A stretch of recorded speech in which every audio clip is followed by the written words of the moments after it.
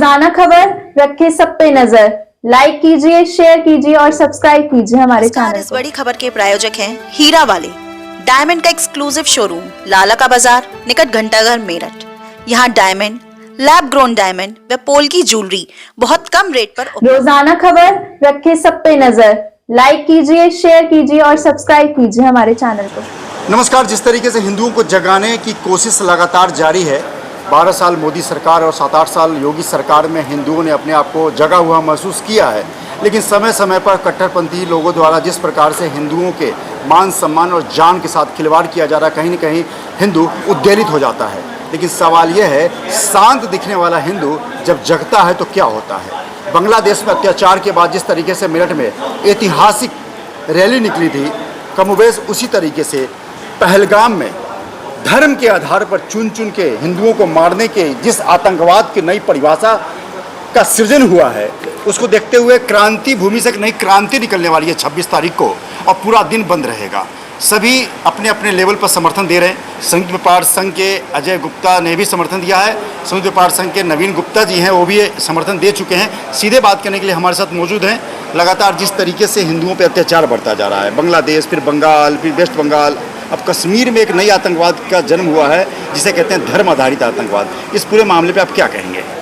देखिए विभूति जी, पहले तो मैं आपका और रवि शर्मा जी का दोनों का धन्यवाद देना चाहूँगा कि आप इतने ज्वलंत मुद्दे को जनता के सामने अपने सोशल मीडिया के माध्यम से हमारे को साथ लेकर आगे बढ़ाने का प्रयास कर रहे हैं। बांग्लादेश में अत्याचार हुआ, हिंदुओं की हत्याएँ हुई, चुन चुन कर उनको मारा गया।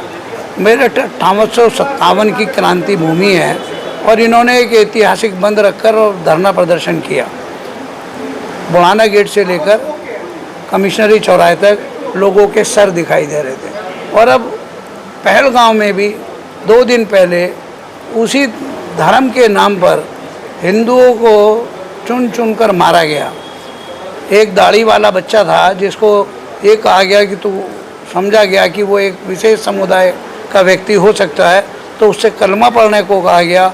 और कलमा पढ़ने के बाद एक बच्चे ने पढ़ दिया और एक व्यक्ति ने भी नहीं पढ़ा, तो उनको मारा गया। और फिर उसके कपड़े उतार कर देखा गया कि ये हिंदू है या मुसलमान। जिस प्रकार से ये घटनाक्रम हुआ है, इससे पूरे देश का हिंदू समाज आक्रोशित है।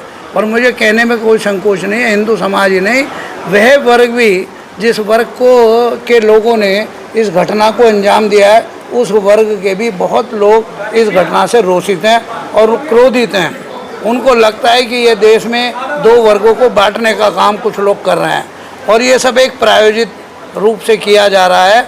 मैं मानता हूँ और मेरा ये मानना भी है कि इस सारे आंदोलन में, परसों के घटनाक्रम में, जब हम लोग यहाँ पर ऐतिहासिक रूप से बंद करेंगे और धरना प्रदर्शन करेंगे, बुढ़ाना गेट से कमिश्नरी चौराहे तक जाएंगे, तो मेरा ऐसा मानना है कि मेरठ में दूसरे वर्ग के भी लोग उस धरने प्रदर्शन में बड़ी संख्या में परसों शामिल होंगे, क्योंकि उनके अंदर भी आक्रोश है। वो ये मानने लगे हैं कि कुछ वो लोग हिंदू और मुस्लिम को लड़ाना चाहते हैं और ऐसे वो लोग हैं जो हिंदुस्तान में, भारत में वो शांति प्रिय जो लोग हैं उनको रहने देना नहीं चाहते।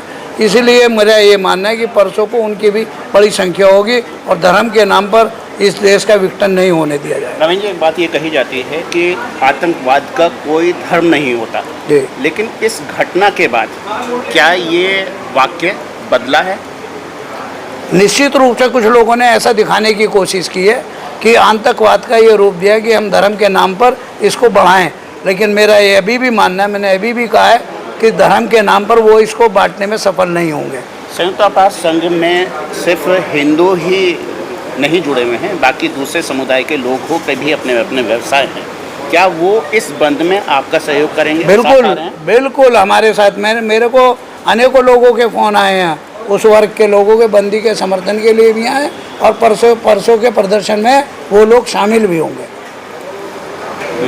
क्योंकि ये मेरठ का संयुक्त व्यापार संघ अपनी एक अलग पहचान रखता है, ना हिंदू ना मुसलमान। ये व्यापारियों का संगठन है और व्यापारी के रूप में हमेशा उस वर्ग के लोगों का भी समर्थन रहा है और परसों को भी उनका समर्थन रहेगा।